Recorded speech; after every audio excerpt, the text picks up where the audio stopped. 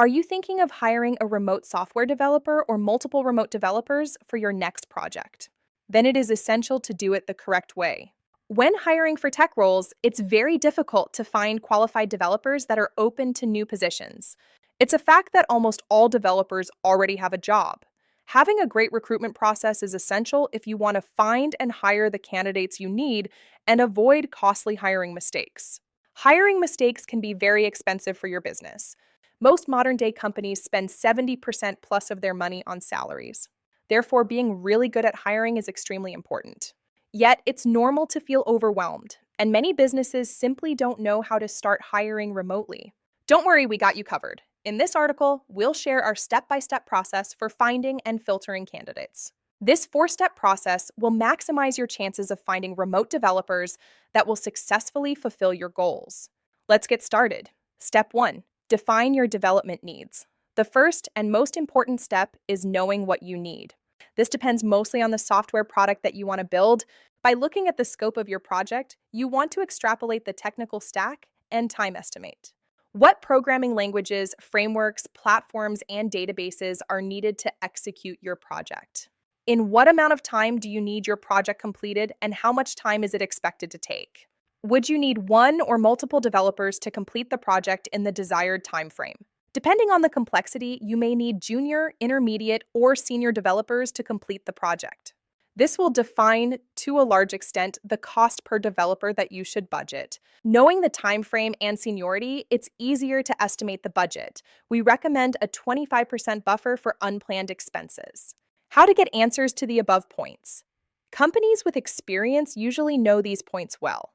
However, many businesses building software for the first time are not sure what tech stack or budget is best. Figuring this out alone can be a lot of effort, and IT consultants charge hefty fees for it. But seeing that many startups struggle with this, we decided to offer our help for free at RemoteMore. We've helped many companies get answers over the years and now offer this as a free service. You are welcome to schedule a free consultation directly with our CPO and CTO today. Once you've done your homework, you can move on to the next step in the process. Step 2. Build your hiring scorecard. It is crucial to describe exactly what qualities a person needs. Imagine it as a scoring sheet for candidates that you fill out while interviewing them.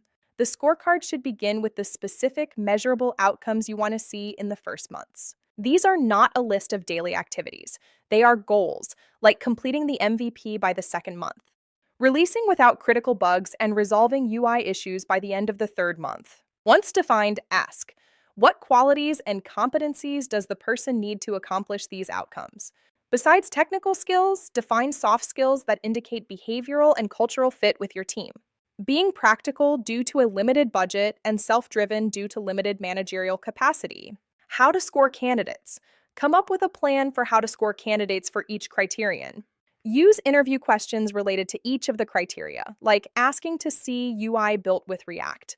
Ideally, use a scoring system such as a 0 to 10-point scale to evaluate the candidate. Scorecards are not the same as job descriptions, though there is some overlap. They are a more crystallized version and even allow you to evaluate performance after hiring. You can use scorecards as process documentation for a feedback loop of continuous improvement. Ask, did I define the criteria correctly? Did my questions result in the correct assessment? After your scorecard is ready, move on. Step 3, plan your screening process. The main goal is to assess candidates on the criteria written in your hiring scorecard. But how much in depth should you go? That is the main consideration when planning. Unfortunately, there is no way to avoid the trade-off between quality and resources spent. For large corporations, investing heavily in a detail-oriented process makes sense. However, the situation for startups is different. You often don't have enough time and money. At the same time, hiring the wrong person can cost thousands and months of wasted timeline. For a startup with a short runway, hiring mistakes can be deadly. So, how much effort is enough? To give you a rough estimate, here's the outline of the screening process we use at RemoteMore. Our process: initial interview, technical screening, and an optional personality test. Then an in-depth interview, light background checks, and finally making an offer. At the end of this process, you should have high confidence in the scores of your candidates. We'll go much more in depth for each step in part 2 of this series, so stay tuned. Step 4, choose your sourcing strategy. There are 2 main ways to reach remote candidates. First is passive sourcing. You create a job description and wait for developers to apply. As good as it sounds, this method is slow, taking at least 3 to 4 weeks. The chances of attracting the candidates you actually need are low when using passive sourcing. Good developers are rarely opening job board websites. They are almost always working somewhere already. In 2023, the unemployment rate for software engineers is only 1.8%. Those who are good get contacted with job offer messages pretty much every day. Ultimately, through job boards, you are unlikely to get better than mediocre software developer hires. Last but not least, passive sourcing actually requires lots of manual work filtering low quality candidates. The alternative is active sourcing. You reach out and connect only with developers who meet your requirements. On most platforms where you can do active sourcing, there are filters to find the right candidates. Some platforms do the heavy lifting for you. For example, on RemoteMore, we pre screen the developers. We check for availability, technical skills, English skills, and more. On top of that, we manually handpick the best candidates for your specific job or project. This means you can usually start interviewing available, high quality developers within 1 week. In part 3 of this series, we'll share the best sourcing channels to use in 2023. Final words: planning your process for sourcing remote developers can be challenging, but equipped with our 4-step process, your recruiting will be much more successful. However, we know some of you may want more help. We can help you for free. To get started, book your free recruiting process consultation today. Open the doors to the perfect hiring.